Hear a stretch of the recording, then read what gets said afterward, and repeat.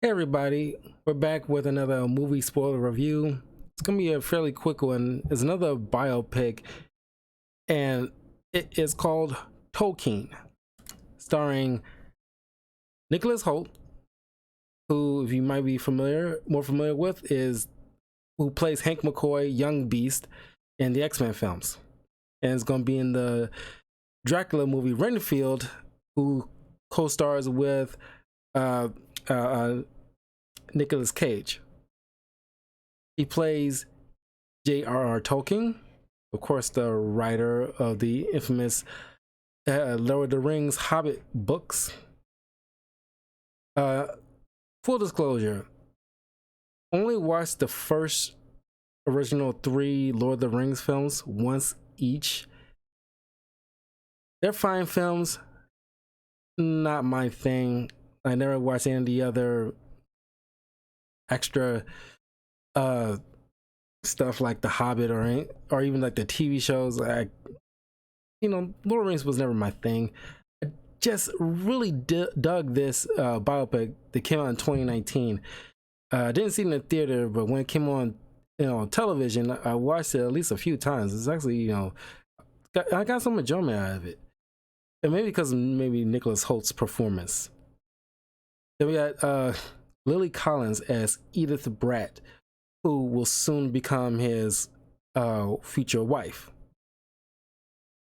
Colm Meaney as Father Francis Xavier Morgan. Derek Jacobi as Joseph Wright. Anthony Boyle as Jeffrey Boucher Smith. Patrick Gibson as Robert Q. Gilson. Tom Glenn Carney as Christopher Wiseman. These four would be Tolkien's closest friends. Craig Roberts as Private Sam Hodges. And Pam Ferris as Mrs. Faulkner. Got James McCullum as Hilary Tolkien, his younger brother. Boy named Hilary, wow. And Lord Donnelly as Mabel Tolkien, his mother. All right. This movie starts off with the young Tolkien brothers, enjoying life in the fields. Of course, their father long since passed, but the mother, who is taken in essentially by the church thanks to her friendship with the priest, who eventually becomes kind of like a surrogate, guardian, after the mother eventually passes away from what we now know to be diabetes. And of course, there's certain inaccuracies here and there. Some critics complain about this movie's lack of in-depth part of Tolkien's life with the religious, aspects. Because if you're wondering why didn't Tolkien, instead of just having to move out of their family home, didn't stay with any relatives? Well, since the mother went towards like the Catholic faith and everything like that, and I guess the family, really didn't believe in that, they kind of like cast them out essentially. So they end up living in the Birmingham small apartments. This is like located in west of the Midlands in England.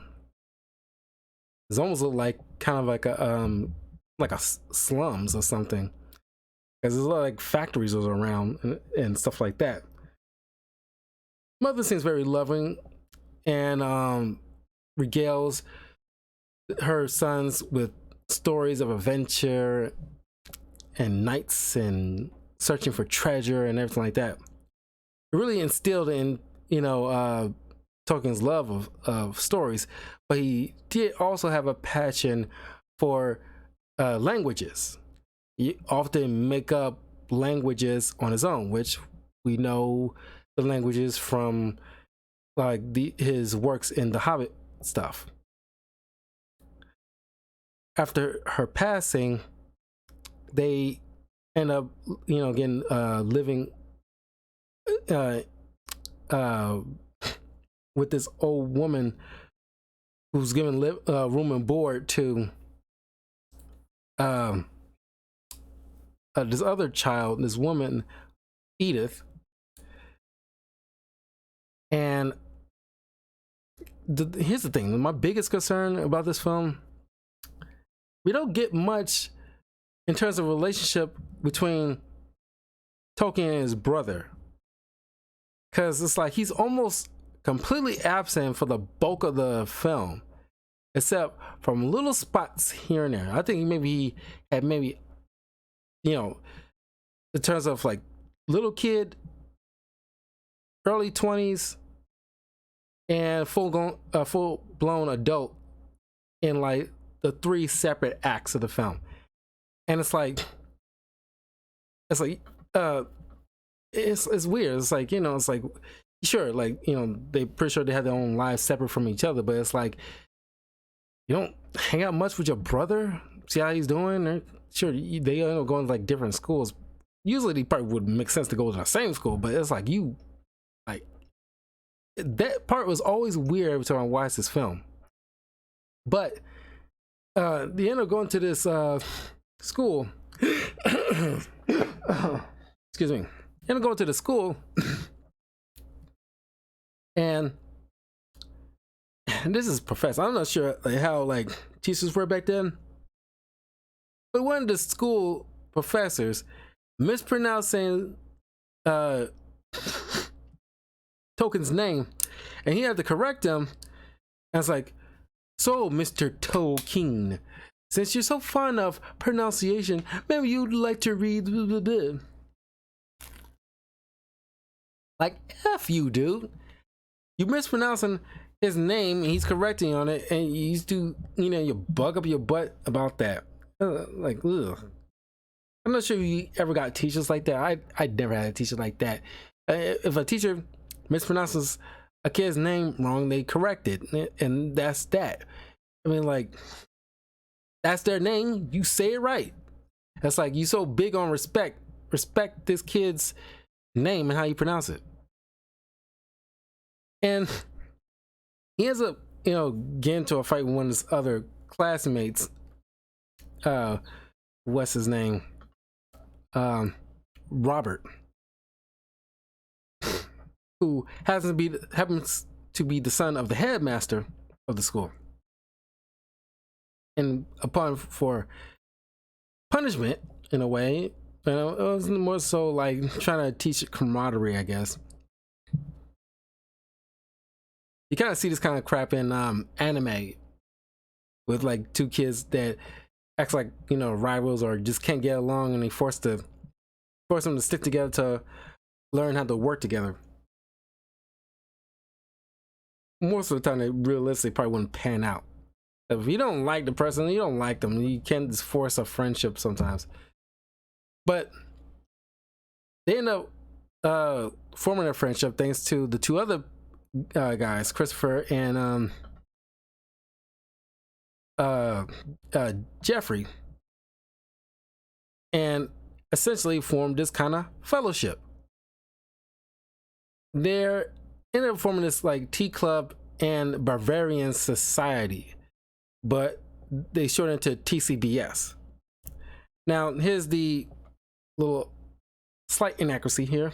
Of course, he had like a TCBS in real life, but Tolkien was such like an I want to say like an outgoing person, but he likes forming friendships.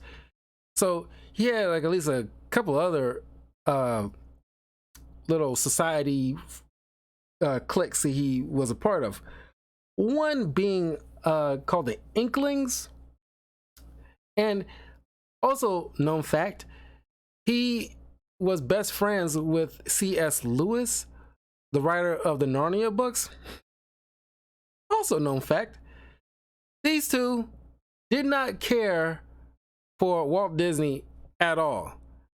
Mostly because of how his depiction of like the Seven Dwarfs and Snow White were. So, and of course, especially like Tolkien, given the fact that he had hobbits, that he had like a great respect for in his writing, probably wouldn't care for the Seven Dwarfs. And it's kind of funny, given the fact that I was reviewing Saving Mr. Banks, and Walt Disney was part of WW1, but they were just, he's fighting for the Americans while they were fighting for the British. And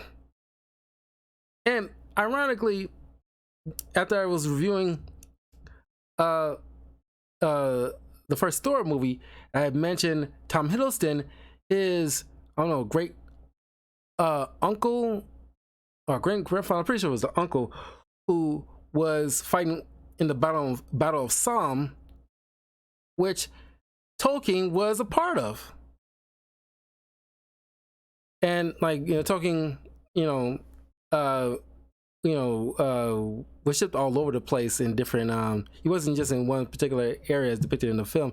He got shipped in different parts after short brief stints of recovery, because ultimately he got what you call it, trench fever. But I'm pretty sure he, later by this day and age, it would be probably called PTSD. But I love during the spots of present day when he's during the war and he's seeing certain images, and it's like you can tell that this is where he probably, like, of course it's trans fever, but you also probably getting like inspiration of like all these different figures that you'll see or read about or watch in like the Hobbit films, like dragons and these dark, grotesque figures on horseback, or like this white horse that you see Gandalf the White ride on in one of the films. So, and then like what one image you would think maybe is Sauron, because it's probably gotta be Sauron. There's no other way of thinking it. It's just, Sauron is like a, more like the sort of kind of human form and fiery kind of depiction, rather than the more commonly depicted eyeball. So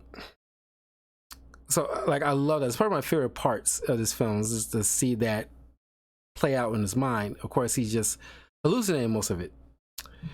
Not most of it, all of it.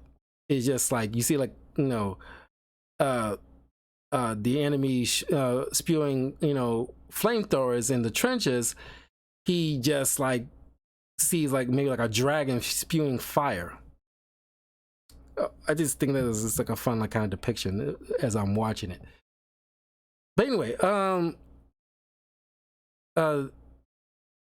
these four like grew as fast friends, but he also gotten quite fond of Edith over the time, and they have like little like lunch dates and everything like that, and he tells her about like because she loves hearing his stories and like his a way, not criticizing, but when he talks about like giving like words, like coming up with words, she points out to him, which a later professor of linguistics tells him, whereas like words with sound mean nothing, something like that, but if you apply meaning to it, it means a lot more.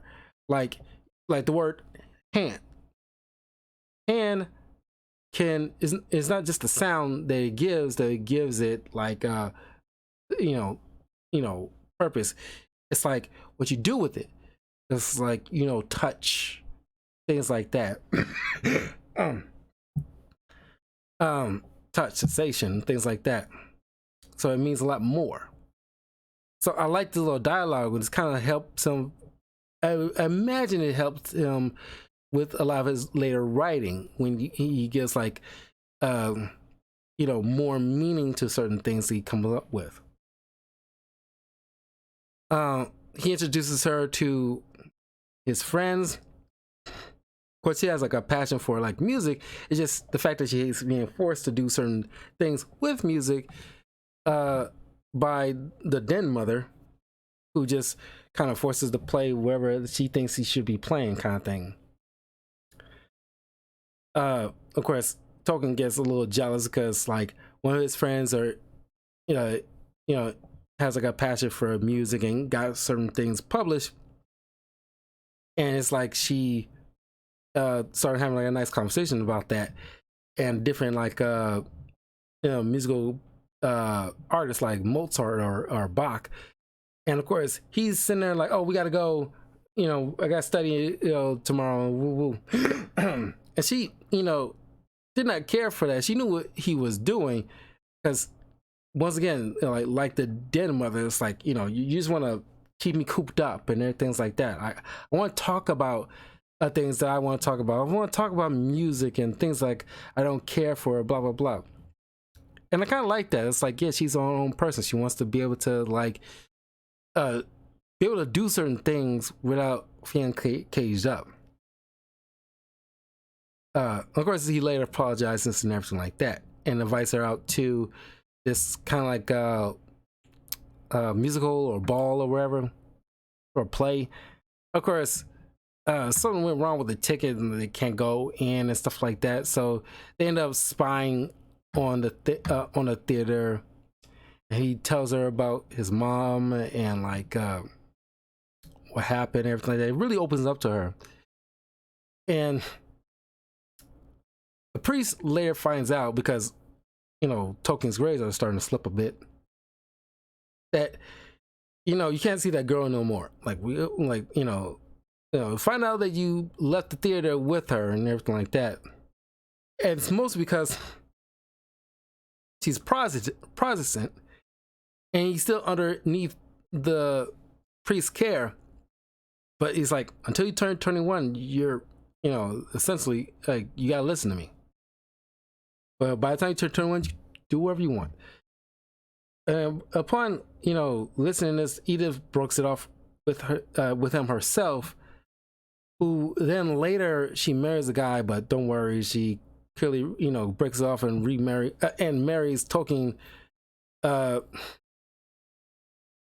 You know, at one point when he, I'm not sure if it's like when he completely finished his tour of war, because kind of like he was honorably discharged because of the, you know,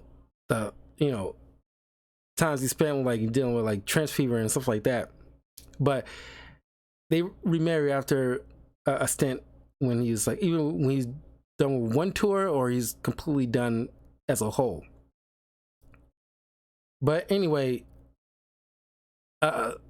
he ends up meeting with the professor, not Marianne, the professor Joseph Wright, a philologist, the study of language and oral and written history sources, in case you don't know. And this is where he ends up getting transferred to his class because his scholarship is eventually starting to run out, and he's worried that he won't be able to see his friends, and he will have to like eventually either scrounge up some money, which is impossible because it's pretty expensive, or he's going to just drop. But thanks to this professor, he just transferred, and this is his true passion. That's when sometime later you know, the First World War spark off, and everybody started recruiting people, and all four of these guys, which is kind of funny. It's like, you know, like all four of them, like, because of course, it's during the time like between here and WW2. It's like forced drafting. I think. Correct me if I'm wrong. It wasn't until maybe like Vietnam when we stopped forcing people to enlist, kind of situation. Just because they're old enough to do so, kind of situation. No, it could be wrong. It had to be wrong because it got to be around WW2 when they stopped forcing people to draft or sign up.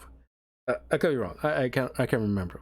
Could be completely off base here, but they all signed up, and I think one of them went into like the Air Force more than likely because he wore like a different suit than the others who just joined like the regular army. So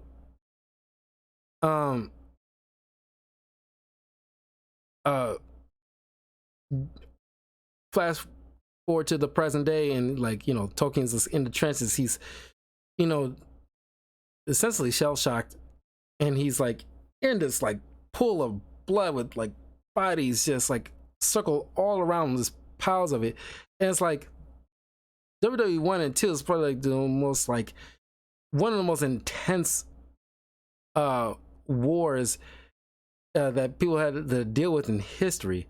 I mean, I think Vietnam is like probably a good third behind that, but it's like you dealing with things like mustard gas and all sorts of things that wouldn't fly in wars today. That you know after the invention of the atomic bomb, probably put a nip all that crap in the bud quickly. So upon his return after being rescued, because he kept hearing his friend calling out for him, and he's looking all over. It's like the poet friend of his, Joffrey, and he's like looking all over the place, and it's like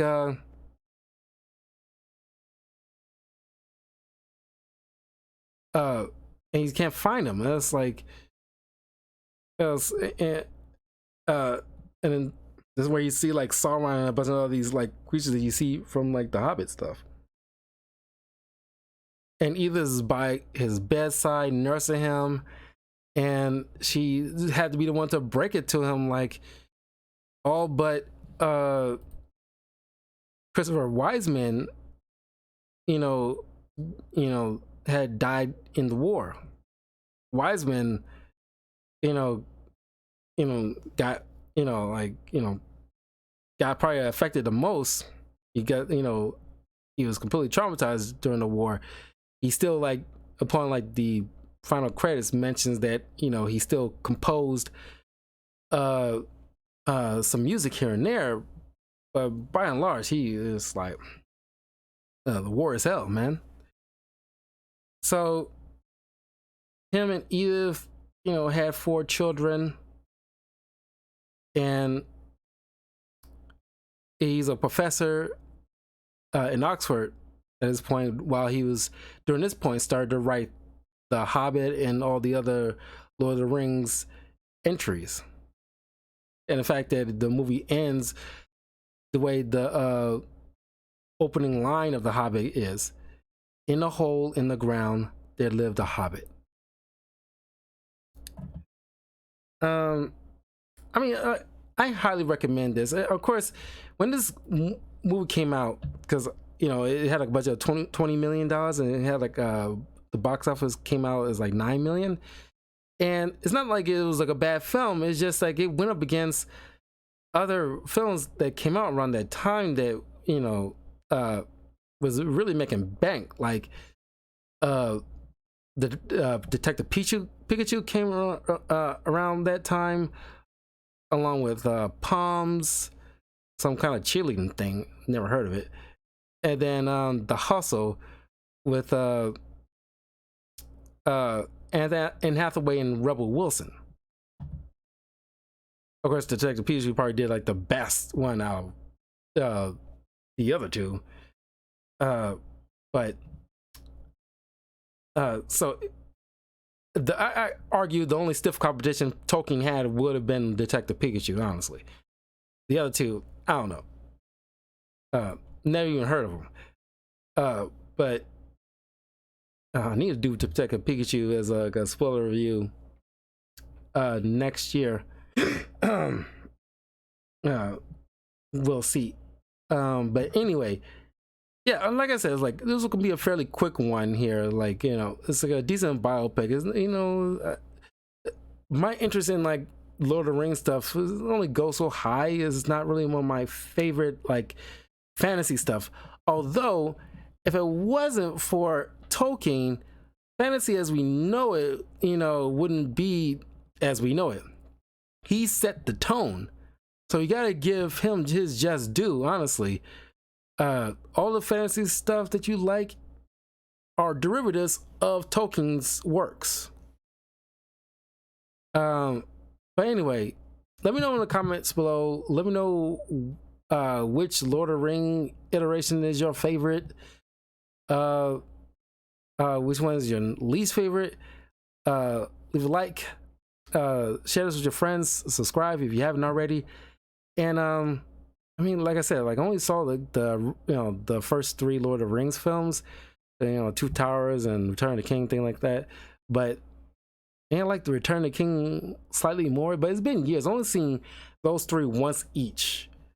But it's like I don't know. It's like there's certain fantasies I like, but it's just like something about the Lord of the Rings is just like not really my jam. Not really. I like, even though it has a slew of impressive actors involved, but it's just not really my jam. But I will see you guys.